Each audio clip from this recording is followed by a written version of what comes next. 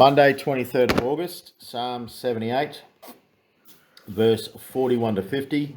We'll read a couple of verses either side to help get some context if we can. We'll go to 38.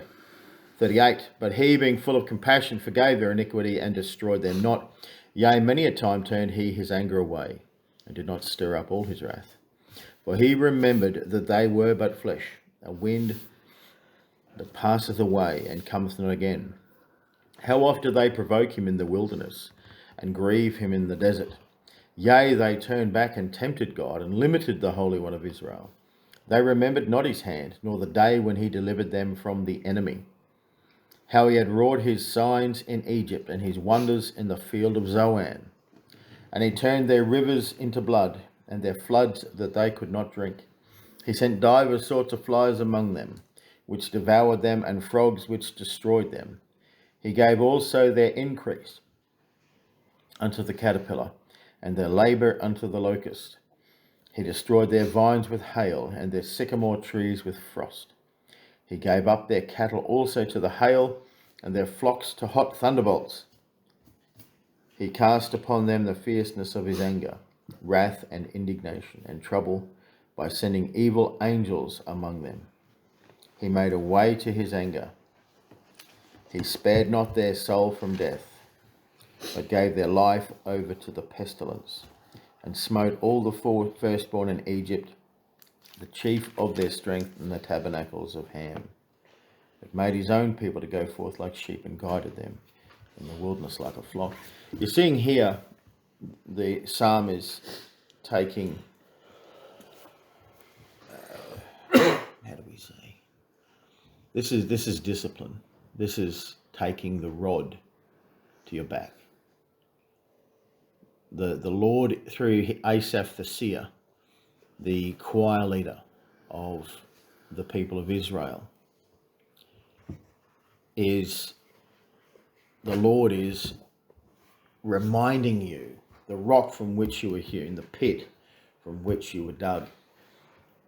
He's reminding you here of those things that he has done. He is keeping those things in remembrance because we forget.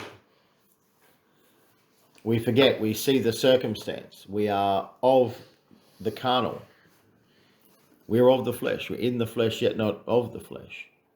We're in this world, yet not of the world. But we must constantly have this remembrance. From the moment we're born, we scream for this flesh. We scream for the milk of our mother's breast. We scream for the sustenance. Me, I. And from that moment on, you are always, especially as a Christian, you are always fighting to remember the one who is over the flesh, who is greater than the flesh.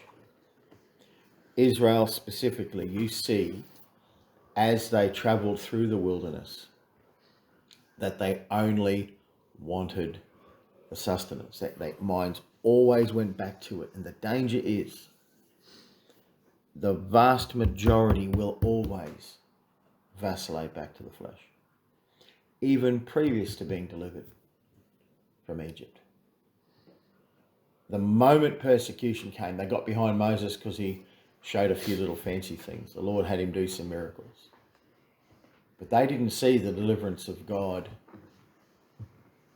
that they needed deliverance from themselves and their own carnal desires. They wanted to live out their carnal desires without their overlords of Egypt, without their overlord Pharaoh. And the moment persecution came and the pressure came, even outside of Egypt, they wanted to overthrow Moses. They didn't want the sand. This isn't the salvation I mumbled a prayer for. This isn't the salvation. I wanted heaven. I wanted all the blessings. I wanted a fancy, and all I've got a fancy house and a fancy car and money in the bank, and all I've got here is desert, is sand. I've got a mountain, a barren-looking mountain with lightnings and thunders on it, and an angry voice. I want to go back to the leeks and the melons. I'll put up with the lash and being a slave and not being able to have any great freedoms to myself. The world is going this way again. The world is going this way again. It's a humanistic, communistic world. It's a Grecian world. Control all resources, and men are just a resource. Just give them their flesh, their little carnal desires, their fornication, and their booze, their grog, their drugs. Use them up until they die. Cast them off. You know, the Russians after the Crimean War in 1865, after the French, Turkish and the British joined forces against the Russians. You're wondering why I went to this point. You know, 38,000 Russian soldiers were killed in that war. The government dried their bodies, ground down their bones and sold it as fertiliser. Sold it to Europe, even the countries that defeated the Russians. They sold it as fertiliser.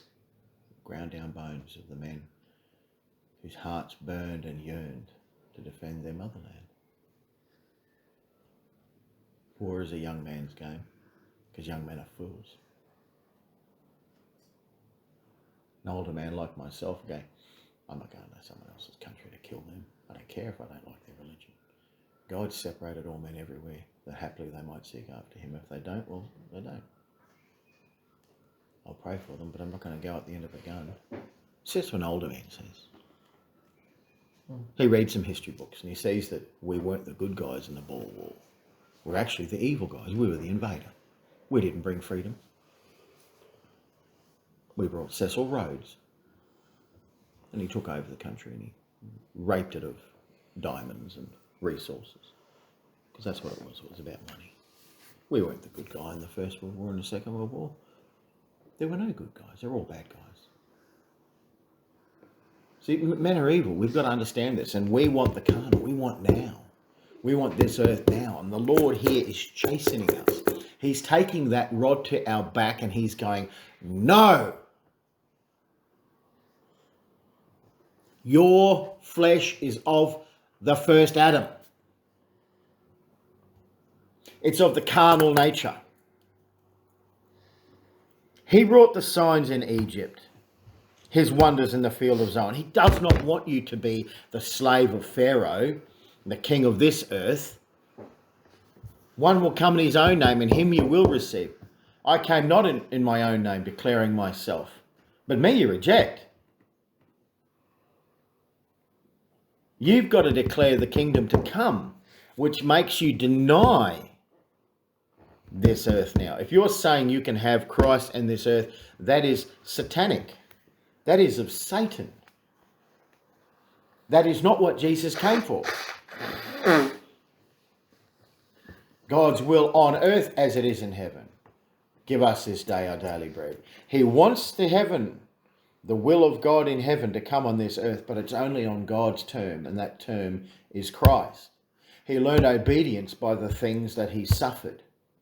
Though he were a son, he did not walk as a son. He walked as a servant. And if it's good enough for Christ to give that example of servitude and obedience,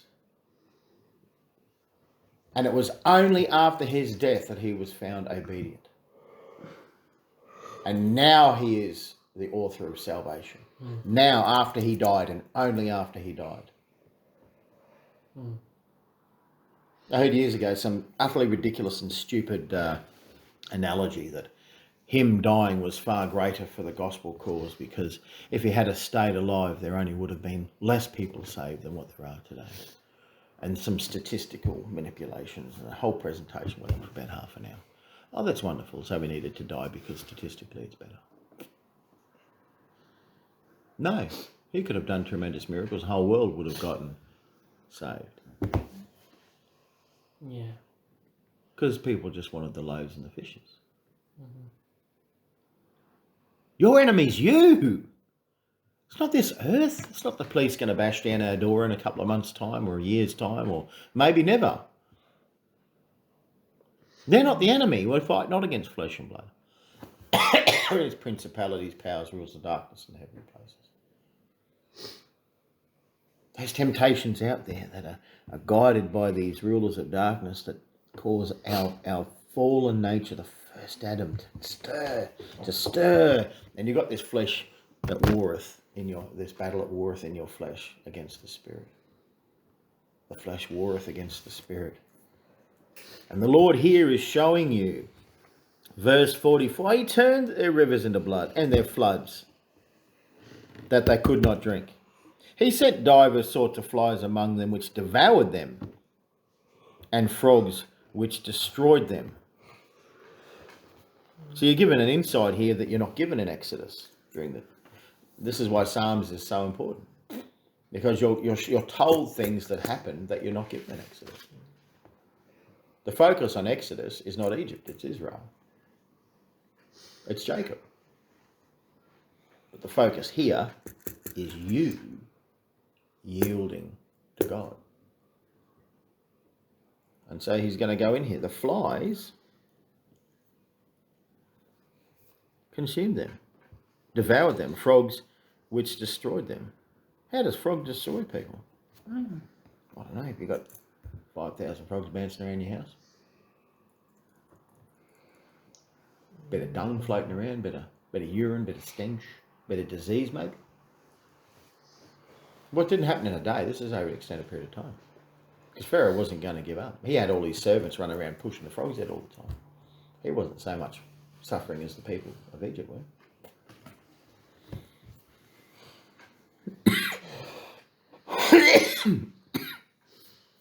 He gave also the increase of the caterpillar, their labour unto the locust. He destroyed their vines with hail, and their sycamore trees with frost. Frost! Hot old Egypt getting some frost. Did you read that in Exodus about the frost? I don't remember reading frost in Exodus. Yeah, hail. So it cooled things down and became frost. You didn't read that, did you? You just saw hail and then mingled with fire. How does hail and fire mingle? Don't know. It's going to happen in Revelation as well. The key to interpreting Revelation is Exodus. There are other aspects you add into it to gain some understanding. If you want to understand those plagues in Revelation, you see in Exodus, and then you'll get glimpses of Revelation in Psalms, because what has happened will happen. He gave increase of caterpillar, the labour unto the locust. 47, he destroyed their vines with hail, sycamore trees with frost. He gave up their cattle also to the hail, and their flocks to the hot thunderbolts. 78:49, mate. Cast upon them the fierceness of his anger, wrath and indignation and trouble, by sending evil angels among them. It's another detail you don't get in Exodus. He sent the evil angel. There are numerous angels that did great evil to Egypt. And a couple of stubborn Israelites, no doubt, who refused to put the blood on their doorpost and lintel.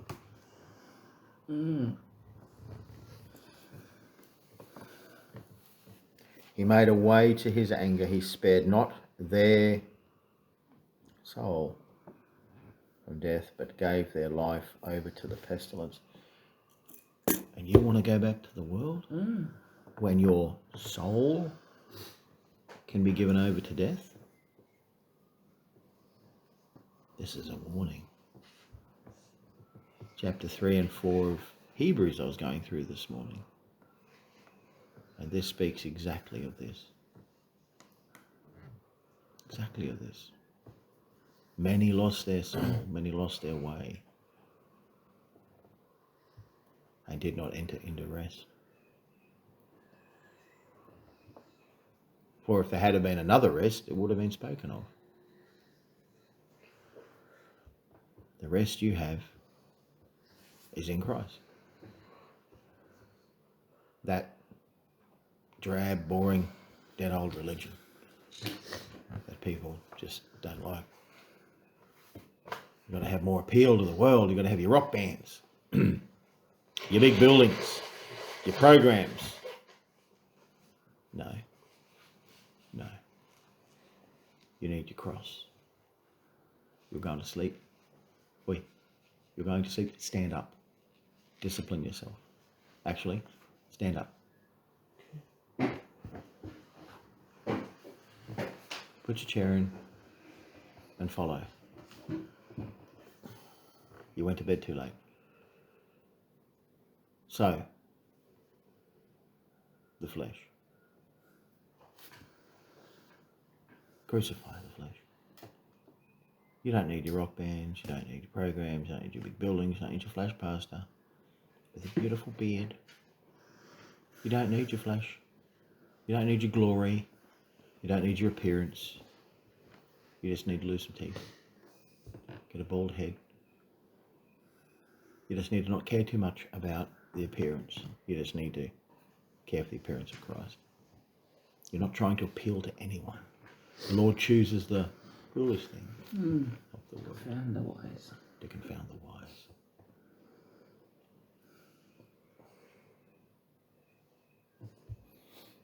The foolish things. He's telling you here, you're in the desert. You've got to remember that you've come from the place of leeks and melons and comfort, but servitude.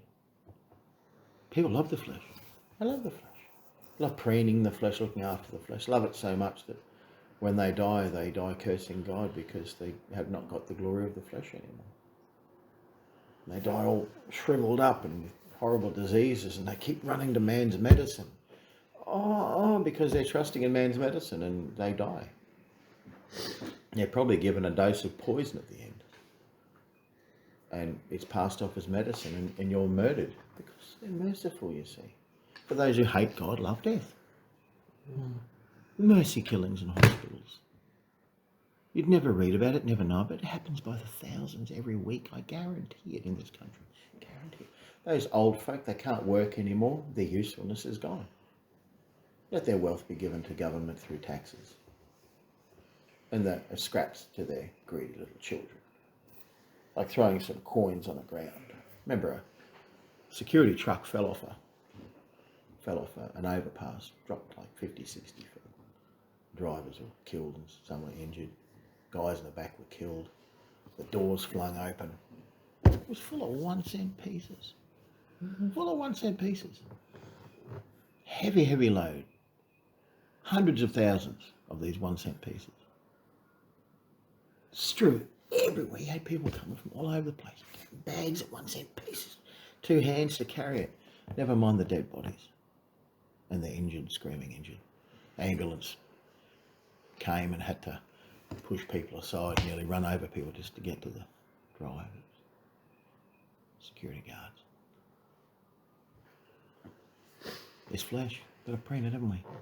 So you got a couple of $100 worth of 1 cent pieces. The Hadesworth, the drivers.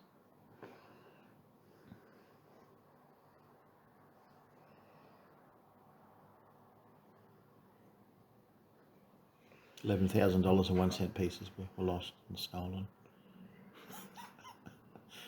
Wow. What has our life become? We're not above that. You understand that, don't you? We are not above that. This shows us here we are not above. An evil heart of unbelief, Hebrews says. An evil heart of unbelief. We'll see a king after God's own heart turn and murder one of his most faithful soldiers. Or because he lay with his wife when it was a time that kings go forth to battle, and he looked and gazed upon the beauty of another man's wife.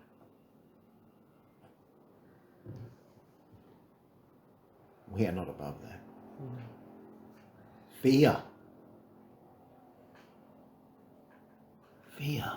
and tremble. Putting our hands to the plough and not looking back. For if you do, you're gone. You're not fit for the kingdom of God. You're not fit. Came close. Oh, did I come close?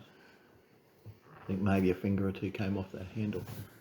I wasn't pushing, I wasn't walking away, but I wasn't turning my back.